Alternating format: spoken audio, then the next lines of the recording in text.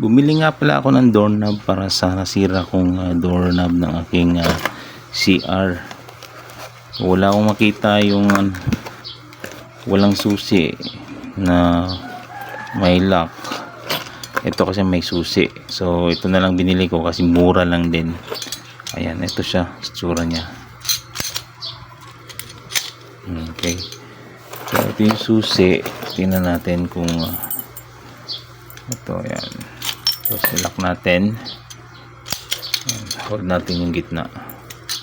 Okay, susian ko na. Ayun, nag-release.